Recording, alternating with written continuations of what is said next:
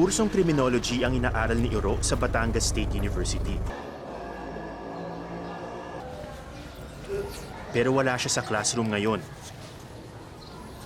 Para makalibre sa tuition, sumali si Iro sa boxing team ng paaralan.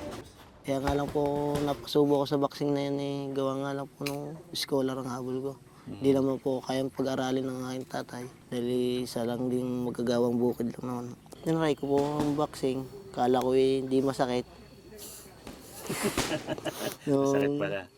Nung mga tinatamaan na ng solid, masakit po pala. Bilib ang coach ni Iro sa kanyang galing sa boxing. Next national boxer ko yan. Siya ang pinakamalakas, mabilis at masipag sa pagtitraining. Minsan nga may mga kaibigan siya. Lumaban siya sa yung pista dito sa amin. May pa-boxing kami dito Pag nanalo daw siya, bibigyan siya ng 500. Nanalo siya, naka-500 siya ngayon. Iyon ang naibigay niya sa magulang niya. Mabigat ang bagsak ng kamao ni Iro sa punching bag. Mga suntok ng isang binatang gustong makaalpas sa kahirapan. At suntok din ng gustong makalimot. Nitong Pebrero lamang, namatay ang kanyang nakababatang kapatid na si Emerson dahil sa aksidente.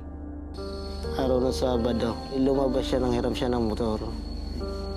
Paglabas niya, yun po ay kurbada medyo mabilis nga po yung takbo kaya po bumangga siya sa puno. So yung binayaran mo yan, nagkautang kayo dahil dun sa motor, hiniram lang yung motor. Opo. Tapos magpapa-hospital tsaka yung libing. Nabayaran niyo na ba lahat? Hindi pa. Hindi pa rin po yung iba. Malapit ka ba sa kanya? Sunod po sa akin. Kung nabubuhay, kasama ko po yun yan. Kasi pag din po noon, malaki lang po si Christopher na kaunti. Marunong na rin po yung karga dahil po siya pangarap din niyang maging pulis. Para sa ibang tao na maraming pinagdadaanan din, minsan parang napakabigat, di ba? Na parang isipin mo, parang ako ata ang pinaka-malas na tao sa mundo. Pero Opo.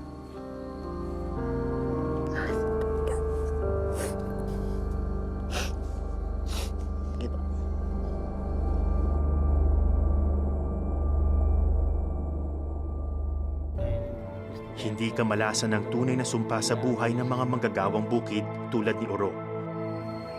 Bagkus, ang matinding kahirapan dulot ng pamumuhay na parang alipin sa lupang sinasaka at pinapayaman. subsidized na parang Alam ito ni Tatay Sani. Mula pagkabata, nagpalipat-lipat daw sila sa buong Batangas para makahanap ng trabaho sa mga sakahan at plantasyon.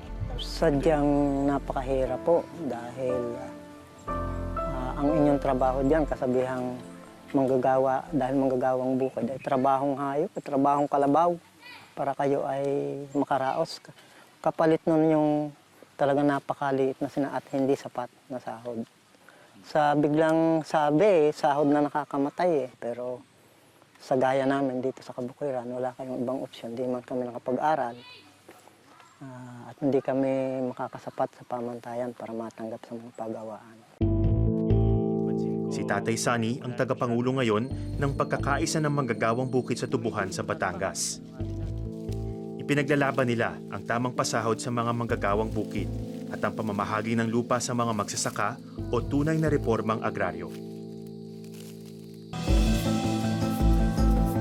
Batay sa huling datos ng Kilosang Mambubukid ng Pilipinas, 7 sa 10 magsasaka sa bansa ang nakikisaka lamang sa lupang hindi nila pagmamay-ari. Pag inyong tinignan yung papel nila sa Kabukirang, sila ang may pangunahing lakas paggawa o puwersa para mag-production. Pero sila ang maraming nagugutom. 30 taon na ang nakalilipas mula nang ipatupad ang Comprehensive Agrarian Reform Program o CARP sa ilalim ni dating Pangulong Cory Aquino. Nag-expire ang batas noong June 30, 2014. Tinatayang 7.8 million hectares ng lupain ang sakop ng CARP. Ayon sa DAR, 88% na raw dito ang naipamigay na sa mga magsasaka. Pero sa mga lugar tulad ng hasyendang pinagtatrabahuan ni na Tatay Sonny dito sa Nasugbu, kahit sinasabing ipinamahagi na ang lupa, wala pa ring kontrol at pakinabang ang maraming magsasaka rito. Bukod kasi sa patong-patong na kaso hinggil sa land ownership, kulang din umano ang suporta ng gobyerno para sa kinakailangang kapital ng mga mahihirap na magsasaka. Anong silbi ng programa? Sasabihin, i-distribute o ipamamahagi yung lupa sa mga magsasaka. Nang ibibigay la ipapel.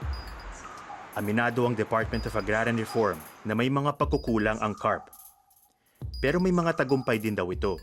Nakapag-distribute po tayo, nakapagbigay po tayo, nakapamahagi po tayo ng mga agricultural lands na may humigit kumulang na 4.8 million hectares.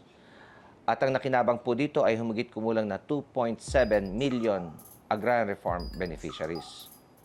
Malungkot pong isipin na may mga lupa po tayong binigay sa mga magsasaka na inariendo na po ngayon. Kung saan papagamit niya na yung lupa niya na binigay sa ilalim ng programa sa isang may pera. Nakadalasan po yung dating may-ari ng lupa. Tapos po, tatanggap na lang siya ng halaga, na maliit na halaga, na hindi po sapat para sa kanyang pangangailangan bilang isang may sinusuportang mag-anak. Ayon naman sa Department of Labor and Employment, handa silang tumugon sa reklamo ng mababang pasahod sa mga manggagawang bukid.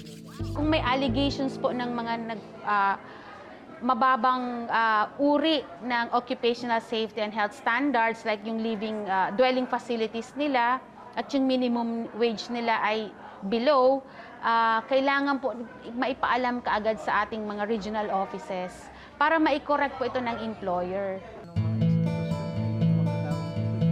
Narinig na raw ni Tatay Sonny ang ganitong mga paliwanag at pangako mula sa sunod-sunod na administrasyon. Di naman daw sila nagkukulang sa pagpapaabot ng kanilang mga panawagan at reklamo sa pamahalaan. Ngunit, sadyang mailap ang hustisya. Isa ito sa mga dahilan kung bakit gustong maging pulis ni Oro at Tuper. Ito ang nakikita nilang paraan para makamit ang pagbabago hindi lamang sa kanilang buhay, kundi sa kanilang komunidad. Dahil po, pumisan po ang kinakambahan po kasi ng batas yung pong mayayaman na hindi po tutumbasan ng mahihirap. Okay, magiging pulis po una ko pong bibilin lupa. Magtatanim din po ako ng tubo at magpapasahod ng mas maayos sa trabahador po.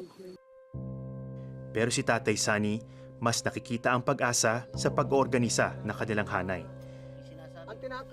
Bunga ito ng mapait na karanasan sa kamay ng mga alagad ng batas. Namatay ang kanyang ama matapos makulong sa bintang ng pagnanakaw. 7 na taong gulang pa lamang noon si Tatay Sonny. Ano po yung dumaan sa isip niyo noon? Yung hirap.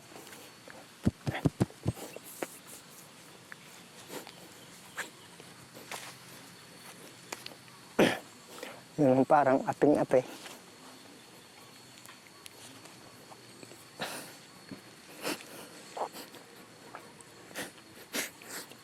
Pasensya na po. Naramdaman namin na pag wala kayong pinag-aralan, kung ano pa lang gusto niyo sa inyo ng mga mas nakakaangat, pwedeng gawin. Pwede kayong patayin ng walang kadahi-dahilan. At siyempre, mahirap pong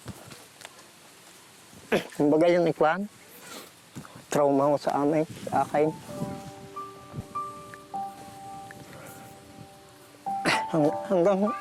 Hanggang sa ngayon po, parang isang hindi mawala sa akin.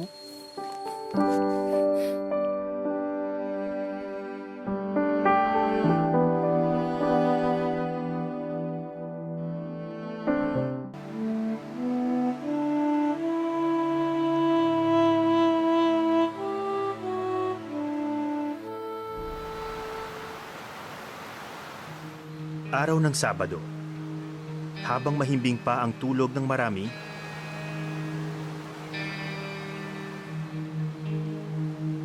naghahanda na si Oro mag-ensayo sa boxing.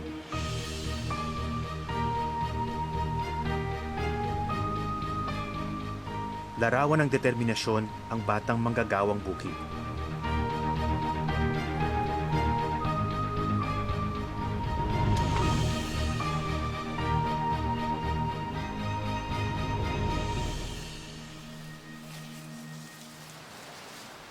Bago tuluyang sumapit ang Tiempo Muerto, may ilang araw pang gawain sa bukid. Kaya pagkatapos ng training at wala pang alas 8 ng umaga, nagpalit naman si Oro ng kanyang damit pang trabaho. Napakahirap po. Kung talagang di ka titibayan ang loob, talagang hindi ka huaahon sa hirap. Di ba po, pag may tiyaga naman, may nilaga.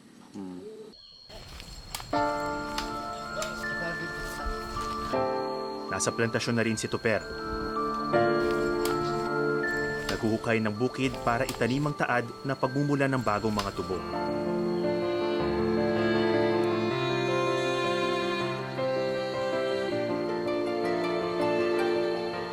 Halos hindi siya nagpapahinga.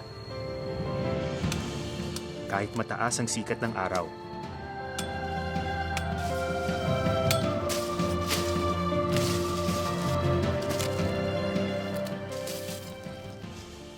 Ano ang nagpapasaya sa'yo? Pamilya ko, pagka babanding kami, pag mga walang pasok, kami sama-sama nagkakainan sa labas.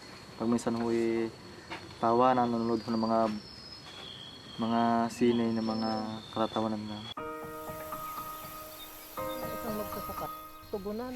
Si Tatay Sunny, hindi pa rin natitinag sa kanyang pagmulat at pag-organisa sa mga kapwa manggagawang bukid. Sa kabila ng sakripisyo, paminsan-minsang kabiguan, at mga banta sa kanyang seguridad, walang takot pa rin niyang hinaharap ang kanyang mga gawain. Kahit gabundok, pwede mo yung patagin. Sa bawat araw, makatipa ka ng kapraso dyan. Mapapatag mo yan ng patag na patag, huwag mo lang titigilan. Ganon po ang prinsipyo ko sa buhay. Sino ba hindi naghangad ng magkaroon sariling lupa? Kung yan ay gagawin mo ng matapat at hindi mo gagawin na tuntungan para sa iyong sariling interes, mangyayari yan.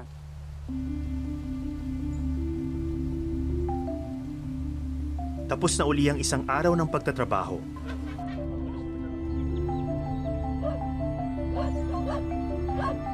Ilang buwan na rin ang lumipas mula nang mawala ang perang ikinubli ni Tuper sa sagingan. Mula noon, tila pinanghinaan na siya ng loob na makapag-ipon muli. Pero may ibang liksi sa kanyang katawan ngayong araw. Ano to, Tuper? Alkansya po dati, yung alkansya ko po. Lalagyan ko po ito ng bago pong hulog. Ngayong araw ang simula. Ngayong araw din po.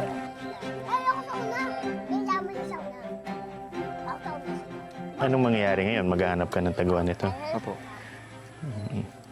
O sige, pipikit na lang ako.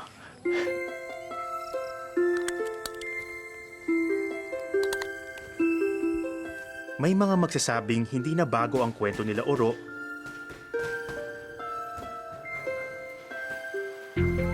Tuper at Tatay Sunny. Mga manggagawang bukid na alipin sa kanilang sariling lupa. Pero hindi ba't ito ang problema? Tila tinanggap na natin na tulad ng pagsikat ng araw sa umaga at paglubog nito sa hapon, mananatiling mahirap ang mga kababayan nating magsasaka. Hindi naman dapat ganito. Matamis man ang buhay ng marami sa atin,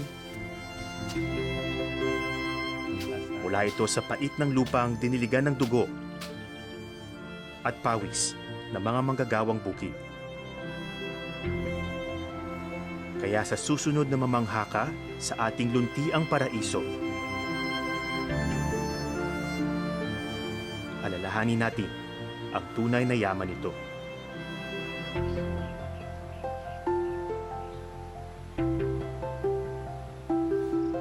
Magandang gabi. Mula dito sa Batangas, ako si Ato Maraulio. At ito ang Eyewitness.